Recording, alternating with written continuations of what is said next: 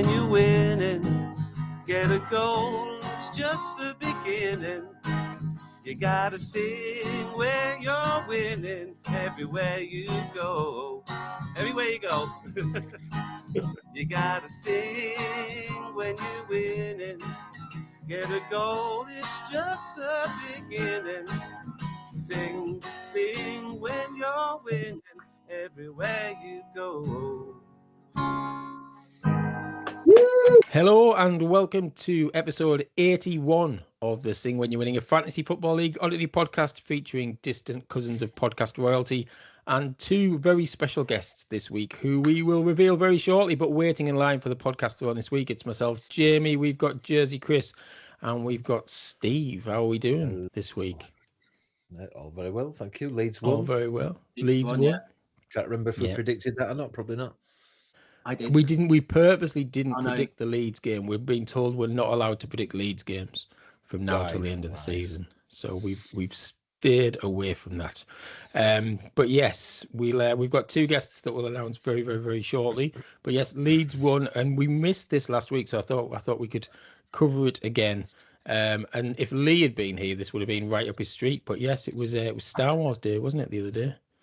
So there you go. And so yes, what's the worst Star Wars episode? We've gone best before. What's the worst Star Wars episode, Steve? Phantom Menace. Really? Yeah, it's all about tax and stuff, isn't it? Is it? Is that the subplot? Yeah, federations and international space tax. That's what they should have called it. Star Wars 1 International Space Tax. Yeah, love it. So you dull, weren't a fan of that one. Thank God I wasn't born into that one. No, definitely not. Chris, how about you, Jersey Chris? I think all the new ones, because I'm lost of where we are or what's going on in the world. Yeah. So yeah, all the new ones. Yeah, I think episode 9 for me was probably the worst. Episode 9. There's been 9 films. I mean, there's more than that now with all of the bloody Disney. Now, yeah. It's got a bit silly, hasn't it? They should have just stopped at 3. They should have just kept the original 3, to be fair. But yeah, I'm sure if Lee was here, he would argue and say there should be more Star Wars because he's a big fan. I have a friend who was the designer of the Millennium Falcon on one of the new ones. Oh, very good. He worked for Lucasfilm at the time. So. Design? Did he not just copy the last one, though? I think they could make some tweaks to it. Well, it's probably because it's all CGI now, isn't it? And, well, that's true. But yeah, and that's what it's into, graphics and stuff.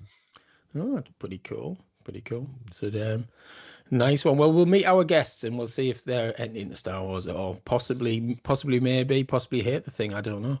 But our first guest this week, on the eve of another England cricketing summer. I mean, the cricket season has started, and I'm repping my Durham shirt because we've actually started well for a change, which is quite nice. But yes, welcome back to the pod. It's Mr. Graeme Swann. Hello. Woo. Hello, lads. How are we doing? We're all right. You're all the way live this Friday morning from India, I believe. I'm sat in a Hyderabad hotel room. And when I got the call, I mean, I'm a late substitution here, but as soon as Steve says jump, I say how high. Amazing. And what do you think of England's chances starting this weekend against New Zealand? More importantly, what do I think of Star Wars? I think we'll talk about that first, because as you will well know, because I think I mention it on every single thing I ever do, my chosen specialised subject on Celebrity Mastermind was the original Star Wars trilogy. Was it really? Amazing. Yeah, it was. And I beat the vicar from what's Dibley. her name? No, not Vicar Dibley, the other one. Vicar from Gogglebox, I beat her. Oh yeah. And also Mike from Mike and the Mechanics. Great. And Janet Peel from Radio 2. And I took them on. Janet Peel did Echo and the Bunnymen, and she got one question right, which I thought was disappointing for a DJ. It's disappointing. But I did the original. I'm a massive, massive Star Wars fan, and I cannot believe anyone even has not discussed all the first 3 have been absolute horseshit. Well, I was thinking, because you've just said your special subject with the first 3. How about we throw a ChatGPT quiz on the 7, 8, and 9? How do you think you fared to that if we did that a bit later on? 7, 8, and 9, I wouldn't do well. I thought they were okay, but I mean, someone tried to make them comedies. The first one, 7, was all right, because what's his name, Poe Dameron, was a very good X-wing pilot. But I'm with Steve. The first one was about trade delegations and an Imperial Senate. We will send a trade delegation to verify your claims. What? Get your lightsaber out, for Christ's sake. The only good part of the first he's not three, done a voice yet. No, I love the voice. the only good part of the first three is the last 2 minutes of the third one when it turns into Star Wars, when it's suddenly that. And if anyone is on Instagram or TikTok at the minute, someone has done like a funk band, and it's all about the Jedi Order 66 to kill all the Jedi, and it's unbelievable. If you've not heard it so far, just Google it after this. Do Execute Order 66 funk song. It's incredible. It is incredible. We will all be checking that out this Friday. And England will beat New Zealand in the cricket. Yeah. Both one day and in the test, I'm sure. He's definitely the one day is New Zealand will be okay. He's definitely doing Jar Jar before the end of this pod. Jar Jar Binks. Mr. Nozzle wanted. Annie. Oh. The worst part of episode 3, though, is when they ruin Anakin Skywalker into Darth Vader, where he goes, "No!" I mean, that is terrible. That's embarrassing. In the whole Give it Star up! Wars. I have the high ground, Anakin. I hate you. I mean, it's still very quotable. It certainly is. It certainly is. Brilliant stuff. Thank you. Well, let's meet our second guest and see what he thinks of the old Star Wars thing. So yes, on the verge of the title, I'm daring to say it, Chris. I apologise. Arsenal, after the Man City game the other night, surely Arsenal have one hand on the cup. And this Friday morning, we're about to find out whether they're going to get through to the Champions League final as well. So it's apt that we welcome back to the pod Burger King himself, Mr. Chris Murray. Hello. Sorry for the weak Burger King link. You're better than that, Chris. You're better than that. Thanks. Yeah, I like to. There is actually a Burger King around the corner from where we are in Reading, and the manager always parks outside where we are, and I'm always winding him up, telling he's like the pretend he's a charlatan king and all that stuff. Absolutely hates it.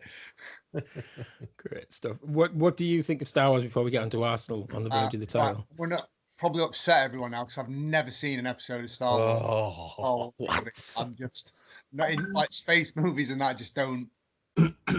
I've never watched them. So I think I honestly, I'm just going to step in here. I think it's a form of child abuse to not allow your kids to watch Star Wars. Whatever was happening in those years, I mean, I just don't think it's right. No, and the thing is, right, I was trying to follow what you were saying, like episode 7 and tax things and stuff like that. Yeah. I know that this is Darth Vader's matey boy's dad now, so is there much point in watching? I don't know. It's like... That's like the perfect synopsis, right? Darth Vader ends up as matey boy's dad. Not worth watching the rest. Matey boy. The good lads win in the end. Good stuff, honestly. I mean, I've never seen a Harry Potter, and I get a bit of that reaction with the younger generation. They go, "What do you mean you've never seen a Harry Potter film? Never read a book?" I have that reaction. But Star Wars, I thought it was one of the few things on the telly at Christmas. So I just thought everybody would have automatically watched Star Wars growing up. I've got one for you that I've not watched, that everyone else has. The Godfather trilogy. Bored stupid. I was bored stupid. Really? Halfway through the first one, I thought, this is shite. This isn't a patch on Goodfellas. 1 and 2 are amazing. 3, not so good, but 1 and 2. I thought it was rubbish. Imagine, but if we were all the same, wouldn't the world be a boring place? It would be boring. Absolutely, it would. It would. But yes, the first, I think we're all in agreement, apart from Chris, who's not seen any of them, that episodes 4, 5, and 6, and they should have probably stopped there, to be fair. Rogue One's good. Yeah, Rogue One's good. Solo's good as well. As a standalone, Rogue One's a solid film. Yes. If Lee was here, he'd be loving this right now, wouldn't he? Yeah. Big Star Wars fan. But sadly, Lee, you're in Germany right now, so I'm missing out on all of the good fun. Right, let's get on chatting about Chris Arsenal. if he likes Star Wars. What if Chris might like Star Wars? Yeah. Me? We asked Chris. Yeah, I like Star Wars, but I like the original 3. But then... Did we already do that? Did I miss that bit? Yeah, I'm sure we asked. Jar Jar messed with my head, and I would say Star Wars is better than Star Trek by a mile. Oh, by a mile. Whoa. I'm a massive Trekkie as well. Now, especially the Next Generation. Jean-Luc Picard is big and hard. I love that man. I honestly, I've got my iPad Air that won't work at the minute. It will not connect to the internet, and it's killing me because I watch probably 2 episodes of the Next Generation every day. Wow, and I don't know why. Why wasn't Dan on tonight? Dan on. Dan respectfully said he couldn't make it. He's probably watching Star Trek. While I'm talking to you guys. You know Dan's dad is Swanny. Patrick Stewart. Yeah. Yeah, and I met Patrick Stewart at the British Grand Prix once and made an absolute twat of myself because I was a bit pissed. All right, and it was in the paddock area, which was posh as hell, and then I think it was in the Force India truck or whatever, and it was a bar, and I turned around and Captain Picard is next to me, and famously, as you'll all know, because you're massive Trekkies, he always drinks tea, Earl Grey, hot. That's his drink, and so I said, Patrick, pleased to meet you, Graeme Swann. He went, oh, I do enjoy cricket. And I went, excellent. Can I get you a drink? Tea, Earl Grey, hot? And he looked at me like a piece of shit. He made his excuses and walked away. And I've forever regretted it. I don't think that's bad what you said to him. Oh, I thought it was. No, I don't. It was the same day as I went up to Hugh Grant and went, Hugh, we meet at last. I'm always being mistaken for you. And he went, I fucking hope not.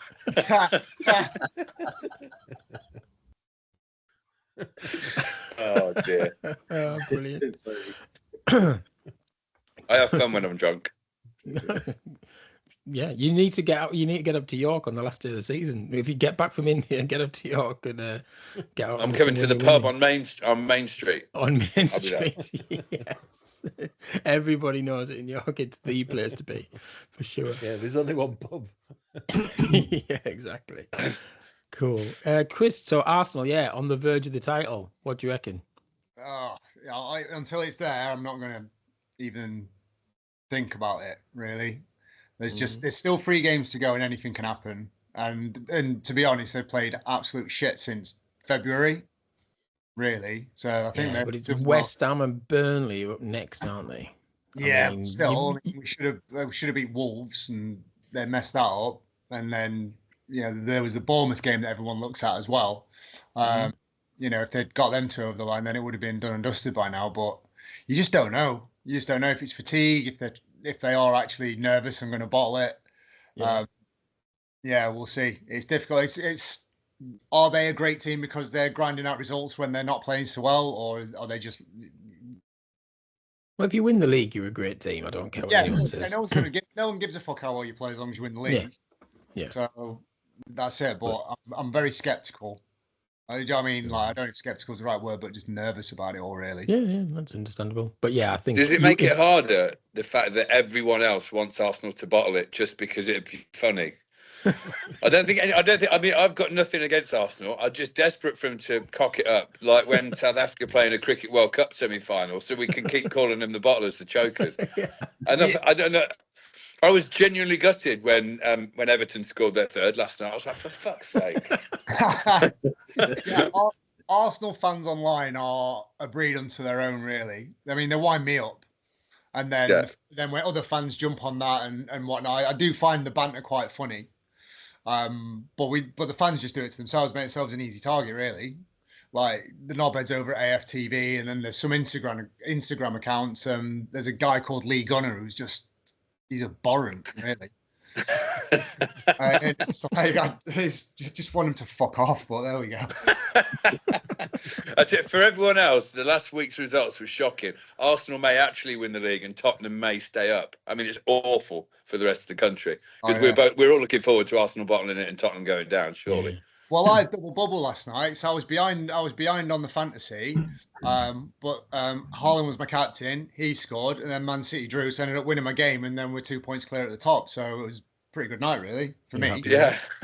Yeah, that Haaland goal's a bit of a touchy subject for Graeme. Oh, my God. It's screwed. I was clinging to a 1-point win until he did that.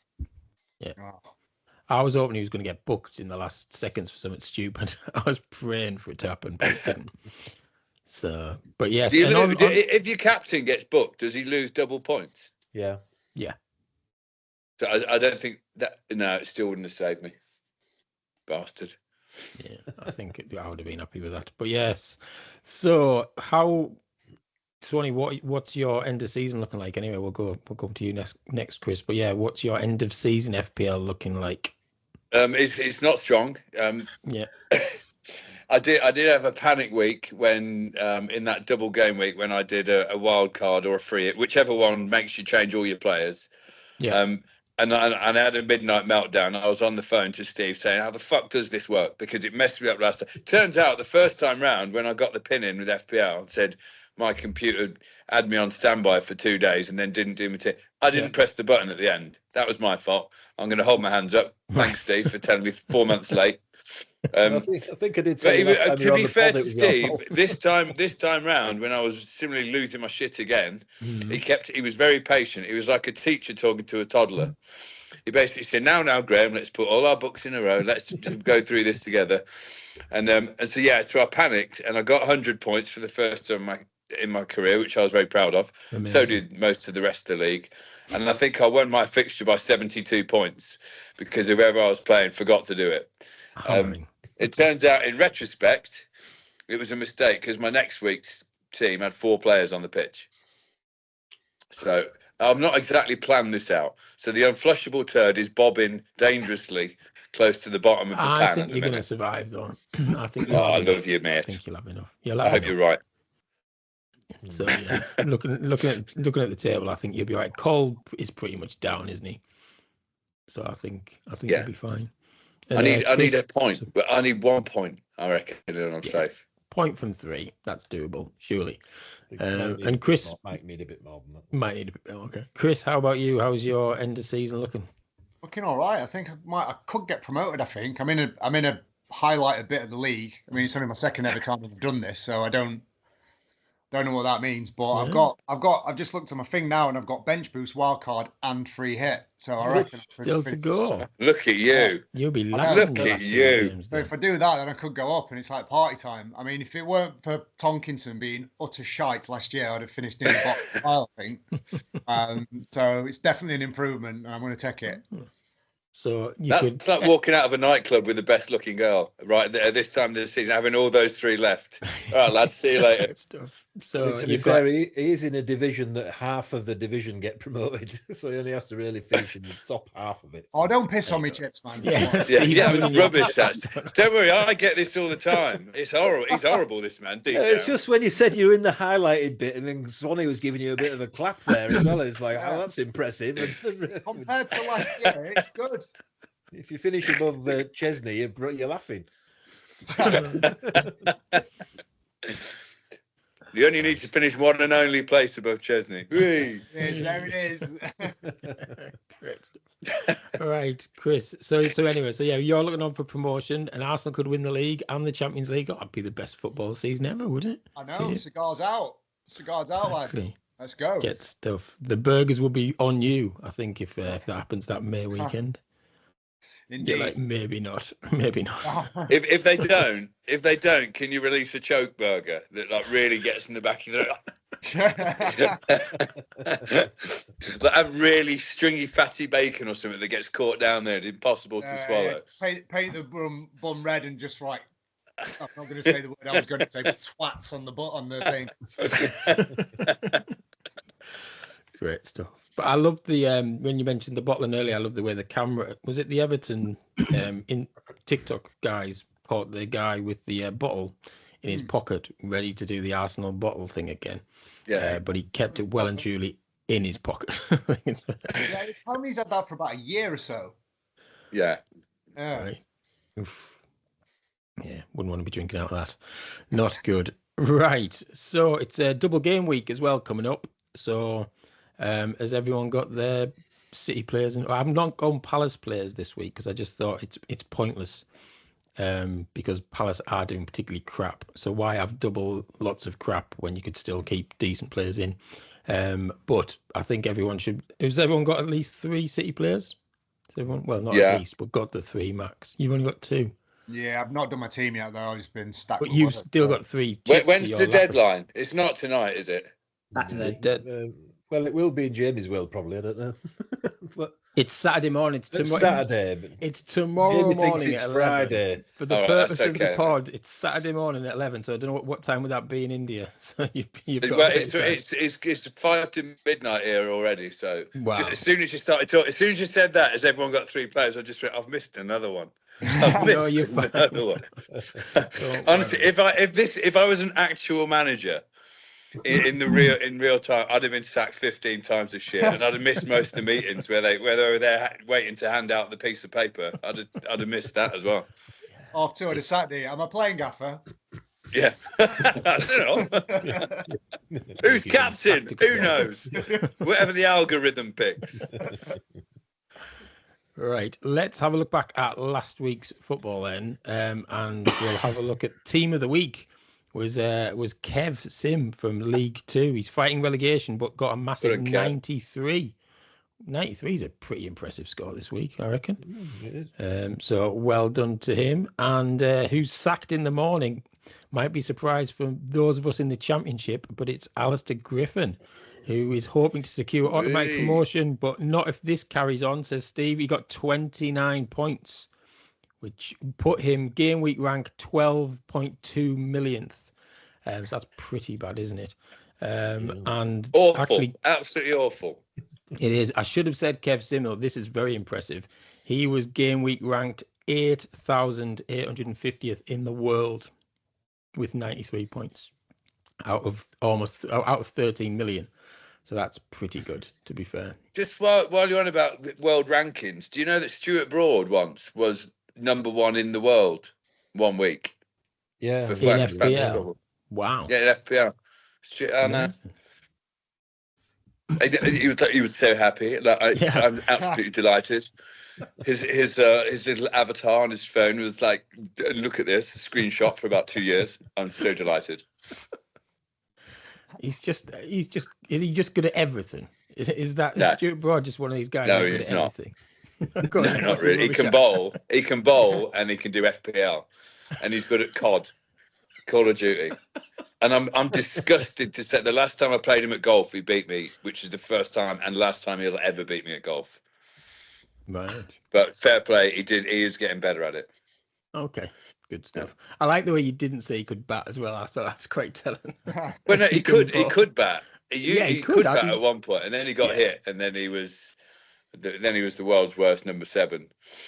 But at one point he's a great lad, good, wasn't he? He's a great lad. Quite good. Great. He's not bleated much this year about football because he's the biggest pseudo Forest fan I've ever seen. It's ridiculous. Whenever Sky Sports turn up at the City Ground, he's there in his shirt and his trench jacket. Yeah, love football, absolutely love it. And then when they're playing Fulham, he lives in London now. If they're playing at Craven Cottage, he won't be anywhere near that football ground. I'm calling you out here, Stuart. Brilliant. All right, Steve, do you want to give us the classifieds for the last game week then? I can. It was very hastily thrown together because obviously we only finished last night. We did, yes. Thanks to our guests for coming on tonight, though, because they're very, very late call-ups. Yes, they were, but very much appreciated. But to very much scrape the barrel and like, there'll always be a turd bobbing around in there. Find a couple of nuggets at the bottom. Anyway, so in the Premier League, the average for everybody was 50. We've got to be careful not to keep referencing Graeme as a turd at various manners, aren't we? He's the unflushable turd, and now he's a turd at the bottom of a barrel. So I know, I'm enjoying it. He doesn't get that anywhere else. No. I've not brushed my teeth for a week either, so my breath smells of shit as well at the minute. Sorry, I'm a bit worried about the tap water. Doesn't come across in this medium. At least you're not on a cruise ship, eh? These walls are supposed to be white behind me. That's just my breath has made the whole air go brown. You don't get any other classified checks like this either, do you, with people talking like that? That's good. So in the Premier League, we'll just talk about the games that matter. at either end. Leon won again. He beat a struggling, he had another lowly opponent this week, so he beat Neil Martin quite comfortably. I had another former champion to play, Mark Summerton, and eventually I managed to beat him. So I'm still chasing Leon for that one, stretching that one out a bit. Jim beat Adam Devlin, so he's leapfrogged him into third now. Adam's losing a few now. And down at the bottom, Nikolai lost by 1 point to Eds, which doesn't help his survival. Tim at the bottom lost to Paul Chambers Tonner. Andrew Chester beat Chris Payne. Go on, Chess. And Chris in Jersey there beat Chris Dawkes, one of his bottom 3 rivals there. So only just though. You'd be looking happy then. In Jersey, Chris. Staying up. But I did have a chat with Chris Dawkes the other night at Elland Road, and he's got all his chips left, and I told him to make sure he used them. Top tip. Just to keep you on your toes, Chris, but I think you're all right now, aren't you? Pretty much so. I just need 1 point, just like Graeme. Need 1 more point, and I'm up. Right. Can I say, Steve, when you get that message from you saying make sure you use your chips, it's a bit aggressive. Is that my voice? Is that my impression? Is that my voice? No, I'll have to work on it a little bit. Just keep talking about it and I'll work on it. But your bedside manner's not great on your text messaging. It's a bit doom and gloom. It's very Yorkshire. Say what I like, and I like what I bloody well say. There's a fine line between encouragement and taking the piss. Championship then, no shocks there. Joe won again. He's now about 18 points clear at the top of that. He beat Rich Pipes, who's in the bottom 3. Alistair Griffin, as we've already said, was thrashed by John Gregory. Ross Millard got a very late winner against Mr. Swan, so he's now into second place. And Cole at the bottom lost to Henry. Jamie, you lost by a point to Lee Nicholson, which probably keeps him up.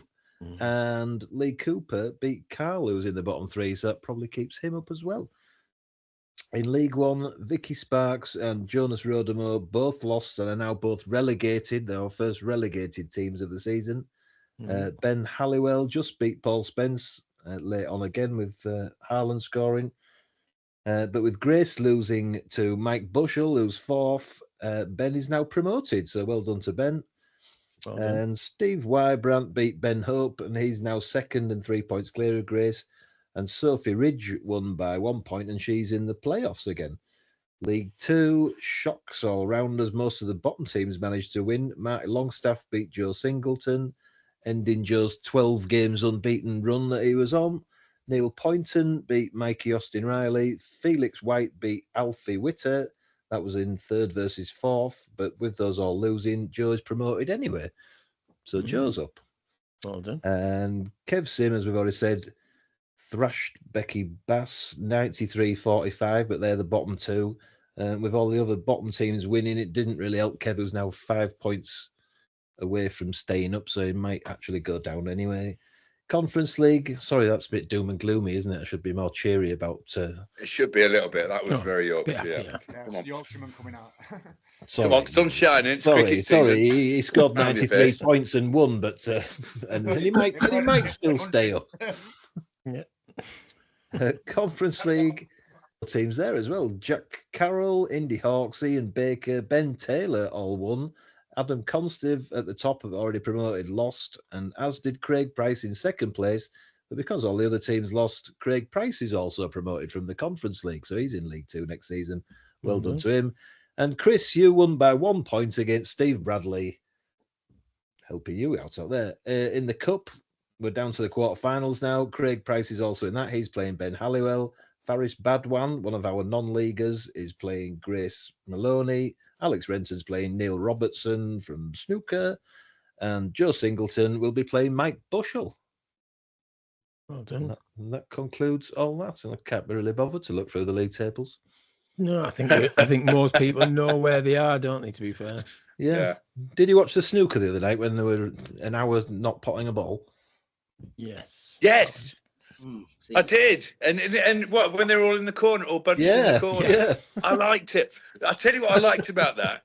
is, you know, all these, because I'm not a snooker fan. I remember Dennis Taylor beating Steve Davis when I was a kid because I was allowed to stay up to the end. We went past midnight. Greatest night of my life as a kid. I got to stay up past midnight with Grandad to watch snooker. But yeah, so, you know, you find out these weird rules. I never knew there was a stalemate rule and stuff like that. And like they say, we can just, I thought, I mean, where was the bloke with a bit of bollocks who just said, "No, I'm just going to twat him here and spread the reds"? Yeah, like all of us would in the pub. That's what we would have done. Yeah, yeah. But they should bring that in, because I've always said cricket should steal a rule from snooker. You know, tap the black. If you're losing the frame, concede, tap the black.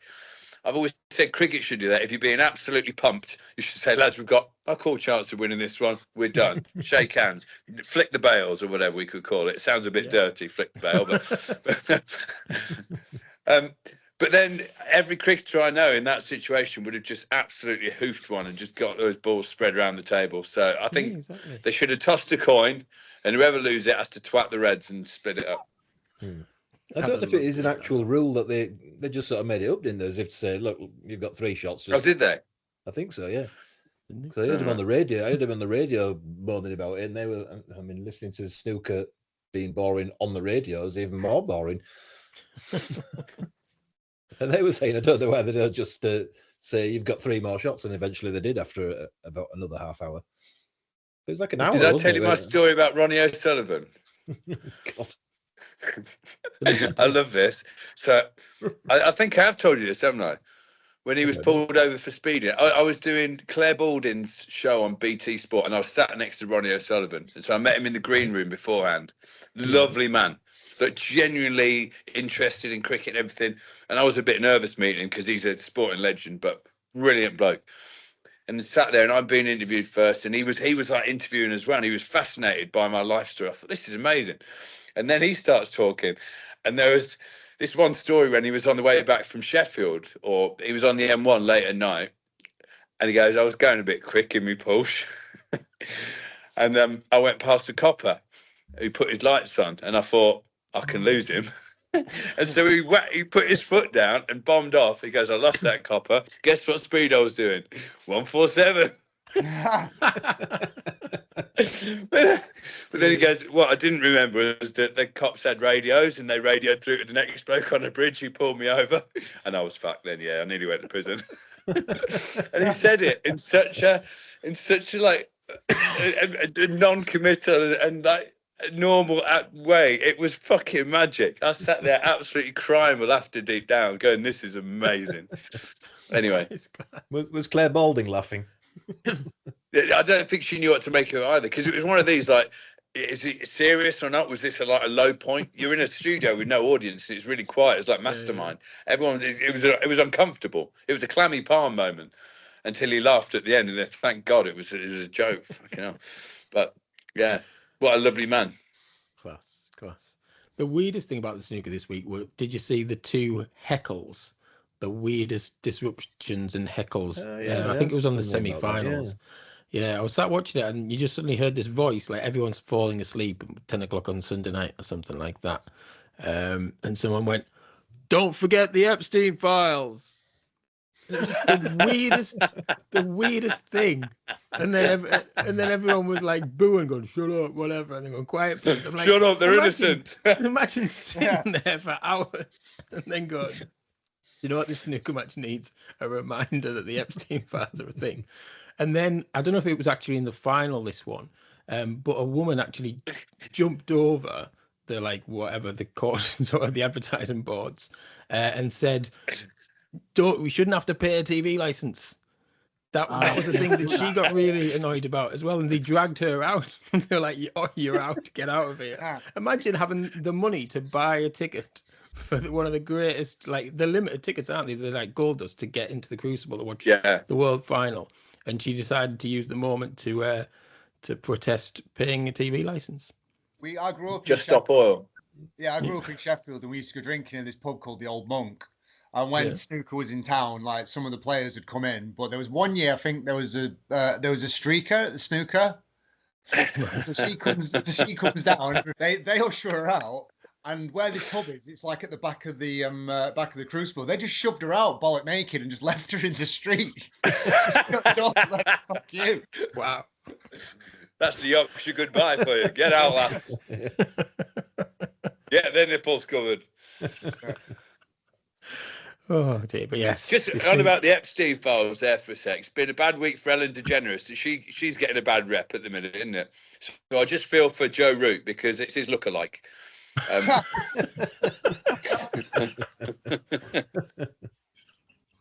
No, I've seen it. I'll never not see that.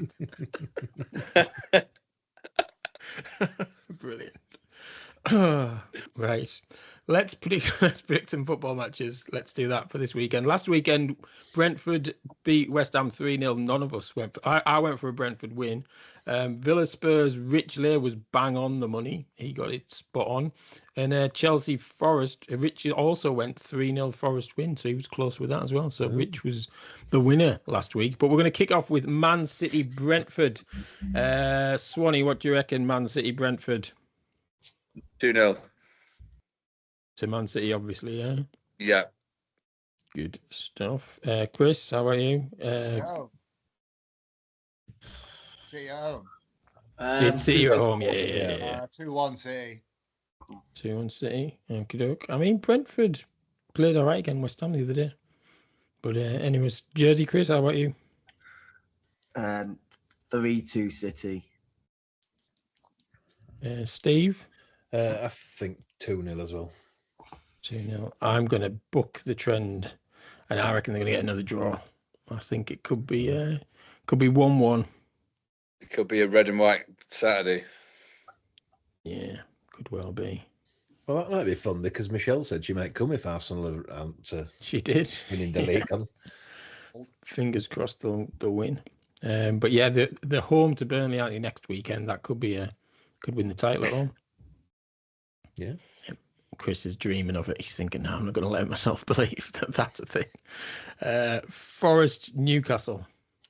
Swanny, how are your boys going to do? Oh, it's a Swanny match. This is a big match for you, big Swanny match, isn't it? This one, yeah. This is the most important game of the season for me, living in Nottingham. All my mates are Forest fans. Forest a bit of good form. However, Morgan Gibbs-White's had whatever sense he had knocked out of him by that horrible injury he got the other day.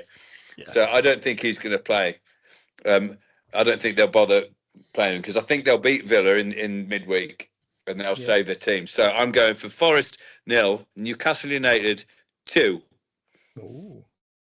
And I'm going to go so far as to say Guimaraes and Joe Linton will score the goals. Good stuff. And while in we're the on 38th and 44th minute. Very precise. Do you want to do the lottery numbers? Swanny's written all that down as well as he was doing it. I'm doing it right now. Look at this. Working it out. This is Nostradamus. Yes, you can show us that. I'm that fucking bored, honestly. It's after midnight and you're chatting to us. You must be. So I don't wake up till 4:30 in the afternoon because all my games are in the evening, and so there is no reason to be. IPL games don't finish till 1 a.m. here, so you don't get back to the hotel till 2. I've got one tomorrow in Lucknow at 7, so I can't get to bed till 5 a.m. I just have to make good of my time on my own in a hotel room, predicting football scores and whatever you get up to by yourself in a hotel room. Good. Well, Arsenal can start shortly. Can you get access to the Arsenal game over there? Will you be watching that? Yeah. I've got every single Arsenal game ever played. They were playing a Liverpool game on TV earlier, and I watched it for 20 minutes, thinking this seems a bit strange. Sanchez was still playing. No, what's Sanchez? It was the one who bit. What's his name? Suarez was still playing. So yes, well, it's good. I'd love that. Just watching loads of endless football would be good. But very quickly, Eddie Howe, man for the job beyond this season, or is he taking it as far as he can? 100%. 100%. I think anyone. I did a podcast with Rob Lee, my mate Rob Lee, the other week, and like he was saying, be really careful what you wish for, because every time Newcastle have got rid of like a top manager like Keegan and Bobby Robson, they then have a string of horrific managers who come in who just don't get the city, you don't get it. The thing about Eddie is he gets Newcastle, he gets the people, he gets the city. And we've had a shocking season, but we're actually really well placed until about 10 games ago when Gamara's got injured, and then we fell apart. And now he's back. We looked really good again the other day. So I think you can't just get rid of your manager because your best player's been injured. So I'm a massive Eddie Howe fan. Eddie for the tune. How are you, lad? Good stuff. Yeah, I mean, I personally, I think he could be in trouble in the summer. He might be one of those who just goes overnight, but it would be unfair on him. I think he's done a cracking job at Newcastle over the years, but I think it'd be stupid if we did. No, I agree. We shall see. Jersey, Chris, Forest, Newcastle. What do you reckon? Sorry, Graham. 2-0 Forest. Playing well at the moment. That's all right. I've always preferred Guernsey. Chris, how about you? 1-1. 1-1, all right. Steve? I hope Newcastle win because Forest are below us still, so I'm going to go with Newcastle. Yes, Stevie. 1-0. Although if Newcastle lose and we beat Tottenham, then we'll be above Newcastle again, won't we? So no, you've had your thing. You've had your say. Now, sure. Yeah. It depends how Forest get on last night. Obviously, I know that now, with it being Friday morning and all that. But yes, I can see Steve getting confused there. But yeah, I think Forest might have had a tough game midweek, and the games are catching up on them. So I think Newcastle will probably win this one. I was going to say 2-1. I'll let Forest have one. But yeah, so most of us. A big shout out to Forest though for Brian for stuffing Chelsea in the week. That was amazing. That was a great result for them. It was cracking result. And hopefully, well, I think Forest will stay up now. To be fair, I think they will miss Gibbs White though. He'll be missed for a month because he'll be out for a match or two for that, won't he? He must be. Did you see the picture that when it just happened and like you could see his skull? Yeah. That was like, nice. Oh my days. I remember Shoot magazine. Did they still do Shoot? It used to be the greatest magazine ever. You either got Match or Shoot, didn't you? But my brother got Match, so I got Shoot. And they once did a little collection of the most horrific tackles in football, and the injuries as they happen. And there was some bloke, and he was sliding, and his thigh was split, about a 10-inch split, but none of the blood had come out yet, and you could literally see all the muscles and the bone and the sinew and everything. Oh, nice. It reminded me of that. I'm a bit sick. Lovely. It was, it's quite graphic, wasn't it? I mean, it didn't excite me. Don't get me wrong, but no, it's not like that. No. I mean, I'm not Dexter. Oh dear. Right, West Ham Arsenal. Chris Murray, what do you reckon? West Ham Arsenal. 3-0 Arsenal. Oh, he's being brave with his own team. I like it. Yeah, slapping it down. No messing around there. Swanny, how about you? West Ham Arsenal. I've still got to believe that Tottenham can go down and Arsenal can mess this up. So I'm going to go West Ham 1-0. Honestly, I don't think it's going to happen. I think Arsenal will win the league, and I've got nothing against Arsenal, but I really want Tottenham to go down. Yeah, I think everybody wants Tottenham to go down, apart from Tottenham. Only because my nephew's a Tottenham fan, and an inexcusable first Swan in generations to not support Newcastle. So, yeah, and he's 12. Yeah, but even so, he's old enough to know better at that age. He is. He is. So you'll be laughing. It's not too late, Sam. If you're listening, Sam, it's not too late. Yes, he can move on. He can. Well, hopefully he'll see he'll if they get relegated, he'll change his mind. Maybe that's what'll happen. Yeah, maybe. If he wants to get back in Grandad's will, he'll have to. Love it. Jersey Chris, West Ham Arsenal. 5-0 Arsenal. Oh, steady. You want them to, right? Steve? Definitely need Arsenal to win because if Leeds lose, if West Ham lose that, Leeds are completely safe, and then it's all in Leeds' hands because we played Tottenham and West Ham in our last 3 games. So we could be. You're winning all 3 of them. Kingmaker there. Leeds will be 9th by the end of this season. You watch. You got to laugh there because all of these sort of fans online, when they're all predicting, they're all going, well, we beat Leeds. They're both West Ham and Spurs. Well, we'll beat Leeds. There's 3 points. We've lost 5 games in about 26. So I don't know why they assume they're going to beat us. Yeah. So that's my hope anyway. And for an extra twist, I'm going to say Declan Rice winner. Oh. Just for the 91st minute. Twist, a bit of a painful one for him. Yeah, 2-1 to Arsenal. 2-1 to the Arsenal. I'm going to go 2 on the other way. I'm going to say West Ham will do them 2-1. And Declan Rice gives a penalty away in the 93rd minute. That'll be funny. There's a Stevie Gerrard. That would be much funnier, to be fair. But who knows? Who knows? Right. We will find out over the weekend. That's for sure. We're going to do a quiz in a second. But Swanny, are you up to over this summer? Are you working with Trent Rockets again this year, or No, I've been pulled down to London instead. Andy Flower, the head coach, is now head coach of London Spirit, and so he's taken me with him. Just like in football, they have like backroom teams. I'm one of Andy Flower's backroom men now, and I'm down at London Spirit, so I'll be living near the Gooners, near the team who choked at the end of the championship. Oh, can I just say quickly? I've been tossed. I flew over here on KLM because I'm not allowed to fly through the Middle East at the minute because. And I go from Birmingham, so I had to come on KLM, the Dutch airline, right? I've never flown before. I thought there might be like hash at 31,000 feet. That doesn't happen. But what they do get is I got this little Dutch house given to me. Oh, cool. And I'm only saying this because it's black and white. And normally I'd never take a little house, a porcelain house. But what a bizarre little gift from an airline. Yeah. Would you like a house? I went, what? A little house? A porcelain house? I went, well, what's it for? He goes, it's a Dutch cottage. And she looked at me like, how do you not know what a Dutch cottage is? Which brings me on to my next point. Dutch cottage sounds filthy. I don't know why. Cottaging at 33,000 feet, Graeme. Yeah, with the Dutch. No, that's the kind of party I like. It's fantastic. Graeme, just back to cricket for a second. What do you think about Asa Tripe? Do you think he'll make the full England side? Yes, I think he will. I think it's a matter of time. I'm not sure he will this year, but I was in Australia with him last year. Asa Tripe's brilliant because he grew up in Jersey. For those who don't know, he's a Jersey boy who then went to university in Cardiff and then got picked up by Wales.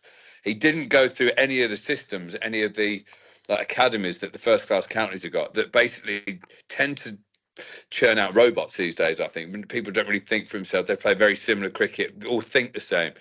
But Asa, he thinks like a Channel Islander. That's the nicest way I'll put it. He's bonkers. He's got a screw loose, but in a brilliant way. He doesn't question anything. He just says, well, if this works, no matter how fucking stupid it looks, I'll do this. And it's so refreshing in a young sportsman to do that. Because when you're coaching young kids, that you can see them nodding, like they normally have blank faces, but then they'll just go back to whatever's comfortable. He doesn't mind going out of his comfort zone to get better. So I think Asa Tribe will be a very, very good player for England. Well done, Jersey. Good to look out for him. But like you said, probably not this summer, but who knows? And Chris, how about you? Last time you were on, you were about to enter a competition, which you won, I believe. Yeah, we're back in it again.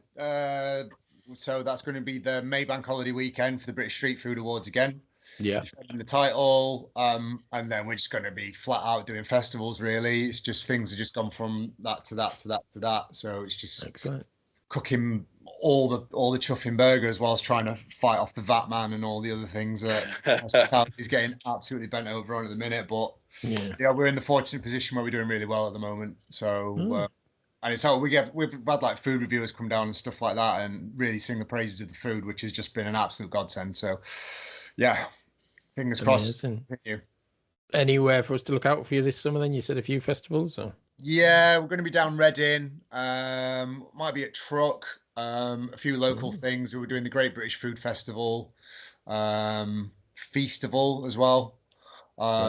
I was hoping to do part in the park, pub in the park, which was it used to be run by Tom Kerridge, but he's disassociated himself from that now, and they got the Beefy Boys in. So we're really good, to be fair. So nice one. Well, good luck with that. Have a good summer. We're going to do some quick quizzes now. I say quizzes because I am going to ask Swanny some questions about episodes 1 to 3. Just I thought it would be good to do. Episodes 1 to 3? Yes. Or 4 to 6? 1 to 3. You said you were good at 4 to 6. So very quickly, we'll just... Who's he going to answer in the voice of? Yeah. I'd leave that to me. What about just quickly before we do that? Count Dooku, a robot with a fucking cough. I mean, come on.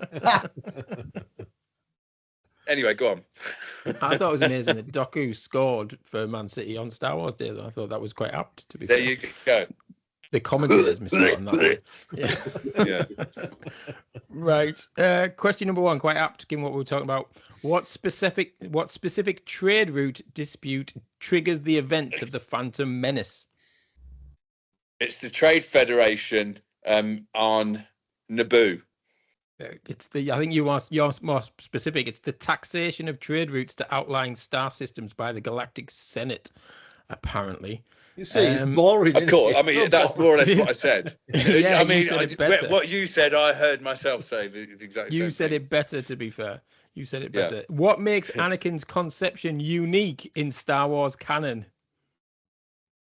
His conception. He didn't have a dad, did he? He's like Jesus. Yeah, he's conceived. There was no father. You're exactly right. See, you know that. What flaw in Jedi philosophy? It was the midichlorians. The midichlorians made her pregnant. Did they? See, you know all this stuff. What flaw in Jedi philosophy is highlighted by Qui-Gon Jinn's actions? Oh, he murdered someone. They're not supposed to kill anyone. Yeah, he prioritizes the living force over strict adherence to Jedi orthodoxy. It's really boring, isn't it? To be honest, he doesn't mind a bit of revenge. Basically, yeah.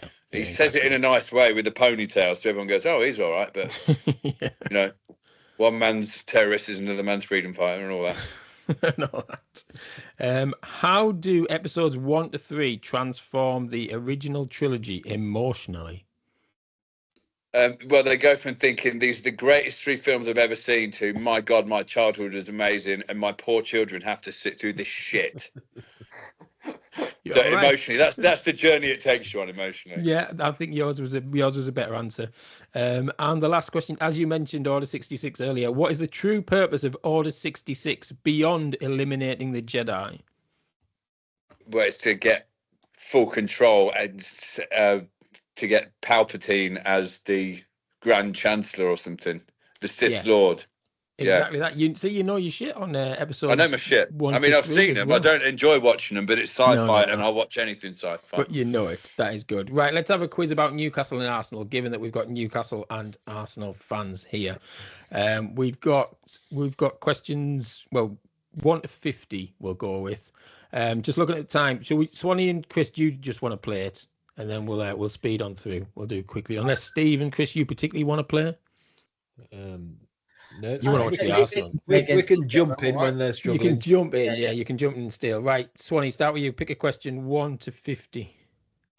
50, please. 50. You've picked an Arsenal question. Which Arsenal Academy grad captained the club in a European final?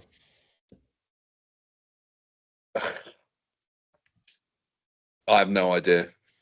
Do you want to steal, Chris, or anyone? Tony Adams? No. Wilshere?